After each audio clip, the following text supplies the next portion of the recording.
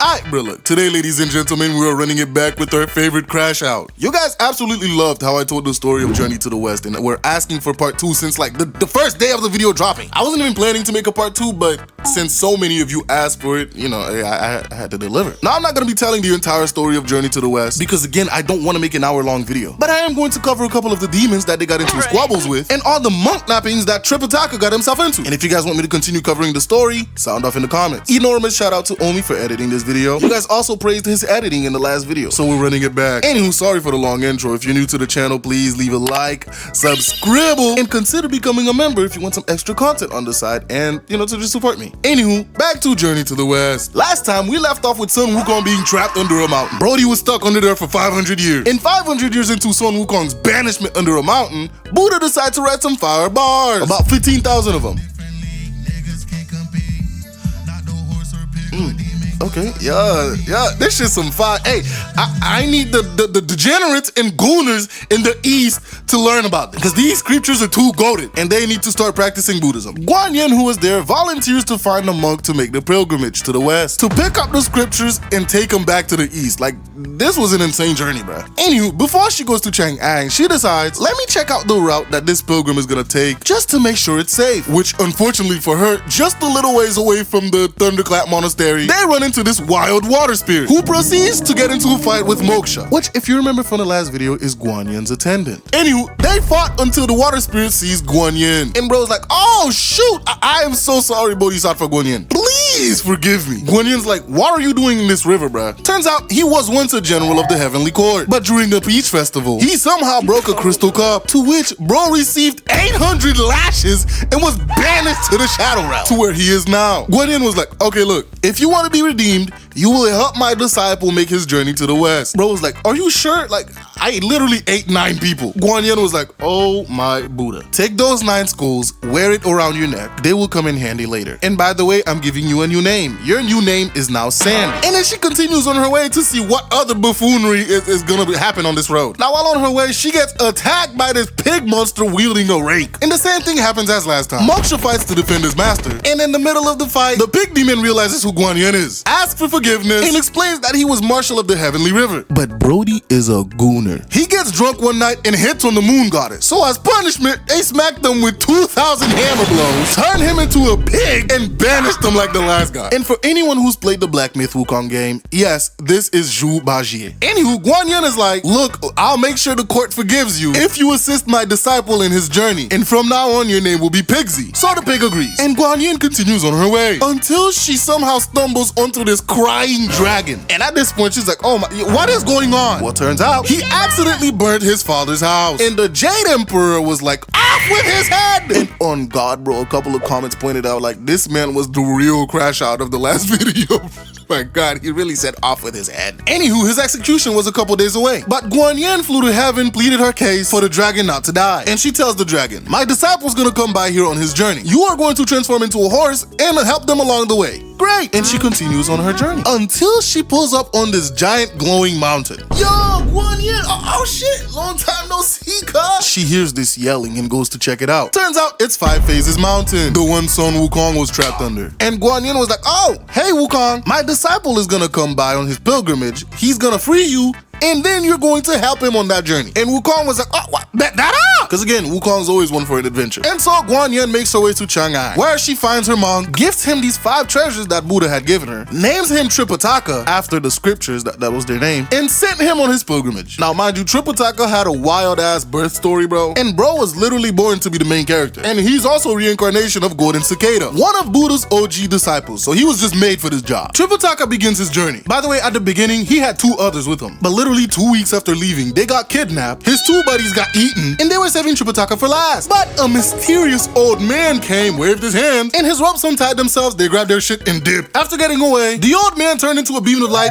and went to heaven, leaving a note behind saying he was a celestial sent to help. Great! Tripitaka gets back on his journey, to literally a day later. His horse collapses, because again, they're hungry as hell, and their paths were blocked by snakes and tigers, until a good old friendly hunter pulled up, saved them, and took them to his house to rest. Now while Tripitaka was there, fair, he really couldn't eat anything because he's vegetarian and the hunter and his family, they eat meat. But you know, they're very kind people, so they did something for him. Now, while he's at their house, he holds a mass for them. And he ended up helping the hunter's dead father, whose soul was in hell. They tried to pay him, but he politely declined. So the hunter resigned to escorting him as far as he could to the edge of the Tang Empire. And he was like, well, I can't go any further, so you're on your own for now, bro. Just stay safe, don't get kidnapped. And Tripitaka was back to his lonesome until he hears somebody calling him master. Now I want you to guess who this is.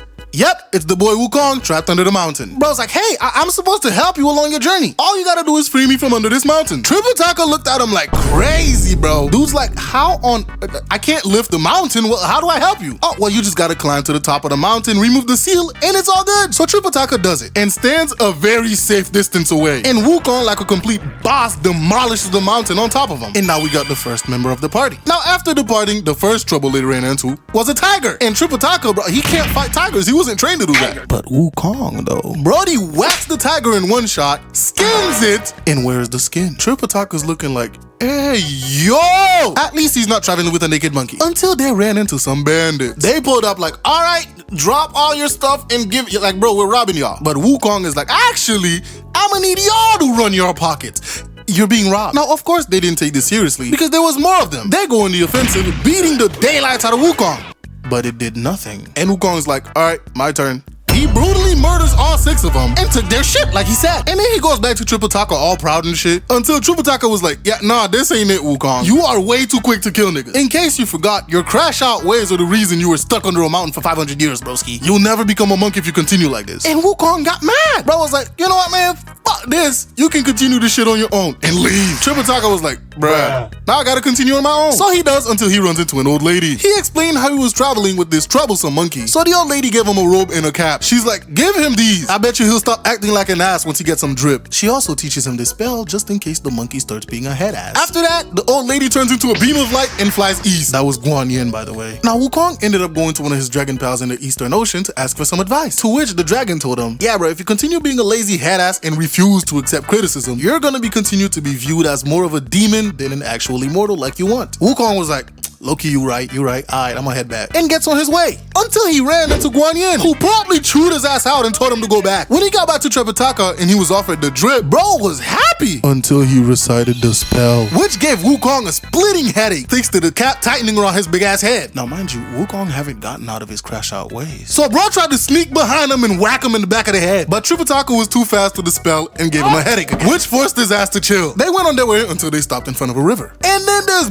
big ass dragon comes out of it. Wukong quickly takes Tripitaka to safety and their horse ended up getting eaten. Wukong's like, ain't no fucking way, bruh. He asked a couple of the local spirits there to watch Tripitaka while he goes to fight this dragon. The dragon had went back into the water after eating the horse. So Wukong decides to throw some insults at him to make him come back up. Whoever ate my horse, your mom's a hoe, and you probably smell like fish. After those heated words, the dragon came back up to fight. Wukong whacks him a couple of times, and then the dragon gets tired, so he went back under the water. So he goes back to Tripitaka to explain what happened. And Tripitaka was like, damn, cuz, you really a fraud, not gonna lie. I thought you could defeat any animal. Why come you can't beat a dragon? And Wukong was like, I don't like you. So he goes back, insults the dragon some more, so he goes back up to fight. And Wukong starts beating his ass again until he transforms into a water snake and flees. Now Wukong was like, bro, I'm not about to sit here and look for a stupid water snake. So he asked the local spirits that were there, what's the deal with this dragon? So they explained to him, yeah, a while ago, Guan Yin came by and tasked this jade dragon to wait for the pilgrim to help him along the way. Wukong was like, ain't no fucking way. So they summoned Guan Yin, and Guan Yin is like, come out, you scaly dumbass. These guys are the ones you're supposed to be helping. Yeah, you dumbass. Hey, bro, you're not any better. Why didn't any of you mention that you were the pilgrim on the journey? Oh my god, I'm surrounded by idiots. Well, dragon, since you ate their horse, you're gonna have to transform into a horse now and help him along the way. So that's what he did. But before they left, Wukong complained that Tripitaka is useless and they're going to fail this journey. Guan Yin's like, bro, chill. If you guys get in too deep into any trouble, don't hesitate to call. And if it gets really crazy, she takes 3 willow leaves, put them on the back of Wukong's head, and they turn into hairs with life-saving powers. So yeah,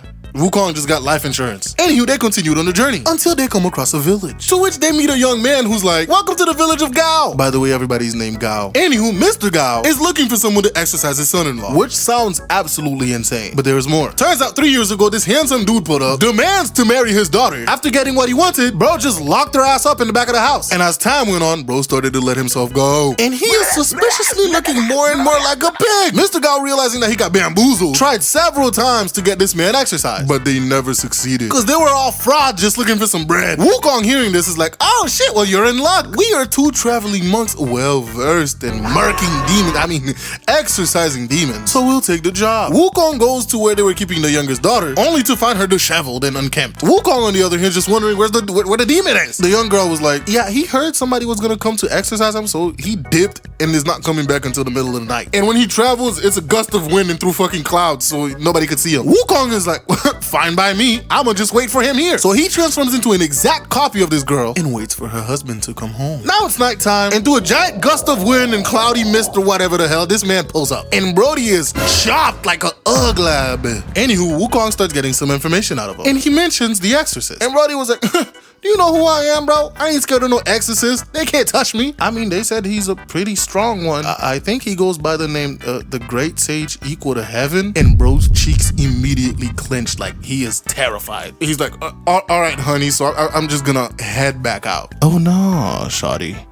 Why don't you stay for dinner? So bro books it out of there, and Wukong chased after his ass. They ended up back at his crib, and Wukong decided to go back to Mr. Gao and Tripitaka to tell him what he's learned. Mr. Gao was like, oh wow, thanks for chasing him off, but we need that nigga dead. Wukong's like, what? Wasn't he a really hard worker? So why don't you just spare him? But even Tripitaka was like, yeah, nah, bro, that nigga need to go. So Wukong goes back to his cave, smash that bitch open, and is like, all right, broski, the boss said you gotta go. So the pig prepares to fight, but Wukong's like, yo, why are you fighting with a rake? And bro was like, this ain't no regular rake. I can demolish you in a single hit. And he smacks Wukong in the head with the rake, but nothing happened. So what's your workout routine? Wukong's like, yeah, nah, I'm just him. That's why I'm traveling with the monk to deliver these scriptures. And the big demon is like, oh shit, Guan Yin, you know her? Yeah, she came by a while ago and told me I need to assist this monk on his journey to the west, so I could redeem myself. So they fly back to Tripitaka, explains the situation, and Tripitaka, cheerful as always, is excited to have a new disciple on his trip. So the problem is solved, day is saved, they enjoy some food, and it's all good. Now the three continues their journey to the west until they come across a giant ass river, named the River of Flowing Sands. And you'll never guess what's inside the river. Yes indeed, it's the river spirit that's supposed to help them along the way. But they don't know that. So when he pulls up and tries to attack Tripitaka, Wukong takes him to safety. Meanwhile, Pigsy starts squaring up with the dude. Wukong is sitting there watching the fight, but he gets impatient and hops in, smack this nigga in the head. And Pigsy is like, yo, what the hell? I had it. Meanwhile, the dude they were fighting went underwater. So they went back to Tripitaka to come up with a plan. They're like, bruh, we need this dude to take us across, but I doubt he's gonna do it willingly, so we're just gonna force him. Now, if you remember from his earlier fight with the dragon, Wukong cannot fight underwater. So he tells Pigsy, hey bro, you're gonna go under the water, fight this nigga, force him to come up, and when he does, I'll whack him with my staff. Great plan! Except the execution sucked, because after 4 hours of fighting, Pigsy managed to lower him out of the water, and Wukong gets to whacking. But after getting smacked in the head, bro went back into the water. So they're standing there like, damn bro, what do we do? Yeah, I can travel on clouds, but that's because I'm like a celestial being. Tripitaka's bones are too heavy, he'd just fall in, and he has to go through these trials, so we can't just fly his ass across. So they decided to call it a day. Next morning, they formulate a new plan. Pigsy lure him out the water, but this time Wukong will be patient, and at the opportune moment, Wukong will hop in the fight to block his escape route. Again, great plan. Poor execution. Because when Pigsy was like, oh no, I'm defeated, you can come up and smack me to death now, dude stayed his ass under the water because he knew Wukong was waiting. Completely running out of options, Wukong flew over to heaven to ask Guan Yin for some help. Guan Yin's like, oh my god, he's supposed to be helping you guys on the journey. All you had to do was mention that you were the guys on the pilgrimage. Wukong's like, oh yeah, yeah, that's right, you did say that last time. She sends Moksha back with him. When they arrive, he yells out Sandy's name, knowing that's the name that Guan Yin gave him. Of course, he comes out of the water, and they explain the situation to him. The monkey and the pig, yeah, they're on the same side as you. So they all get introduced to each other. Sandy bows down, accepting Tripitaka as his master. He takes the skulls that he was wearing as a necklace, threw them in the river, and they turn into a boat. Sandy, Tripitaka, and Pigsy take the boat across. Meanwhile, Wukong just hopped on over. By the way, the quote-unquote river is 800 miles wide. Anywho, everybody makes it across, and by the way, that was the end of chapter 18. If you guys want me to continue the story, because yes, they get into even more shenanigans on the way, leave a like, subscribe, and I'll see you guys in the next video. Bye.